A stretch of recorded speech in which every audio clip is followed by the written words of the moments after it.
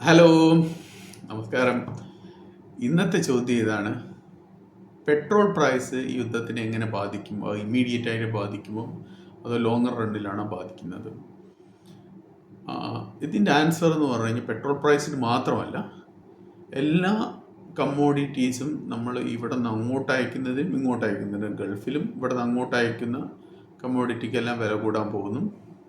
Unless government control ഇല്ലെങ്കിൽ അവിടെ നിന്ന് ഇങ്ങോട്ട് വരുന്ന എല്ലാ കമ്മോഡിറ്റിക്കും റീസൺ എന്താണെന്ന് പറഞ്ഞു കഴിഞ്ഞാൽ, വാർ റിസ്ക് സർചാർജ് എന്ന് പറഞ്ഞിട്ട് ഷിപ്പിംഗ് ലൈൻ ഇമ്മീഡിയറ്റ്ലി തന്നെ ഇപ്പോൾ ഒരു നോട്ടീസ് ഇഷ്യൂ ചെയ്തിട്ടുണ്ട്. വാർ റിസ്ക് സർചാർജ് ഒരു 20 ഫുട്ട് കണ്ടെയ്നറിന് $2,000, ഒരു 40 ഫുട്ട് കണ്ടെയ്നറിന് $3,000, ഒരു 40 ഫുട്ട് റെഫർ കണ്ടെയ്നറിന് $4,000.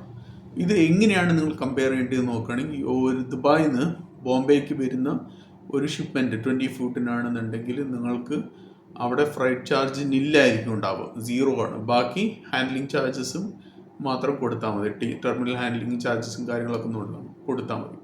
അത് ചെന്നൈയിലേക്കാണെങ്കിൽ മാക്സിമം പോയി കഴിഞ്ഞാൽ 400 മുതൽ 600 വരെയൊക്കെയാണ് ഒരു ഷിപ്പിംഗ് ലൈൻ ചാർജ് ചെയ്യുന്നത്. അതും ഇപ്പോൾ ഉള്ള ഈ വാർ സർചാർജ് 2,000 20 ഫീറ്റിന്, 3,000 ഹൈ ഫീറ്റിന്. ഡോളറിലാണ് ഞാൻ പറയുന്നത്, ദിർഹത്തിലോ രൂപയിലോ അല്ല. അപ്പോൾ അതൊരു വലിയ ഒരു എമൗണ്ടാണ്. സോ നമ്മളുടേതെന്ന് പറഞ്ഞാൽ ഇന്ത്യ എന്ന് പറഞ്ഞു കഴിഞ്ഞാൽ ഗവൺമെൻറ് നേരിട്ട് ഇടപെടാവുന്ന മാർക്കറ്റല്ല, അതിൽ ഇടപെടുന്നതിൽ കുറവുമാണ്.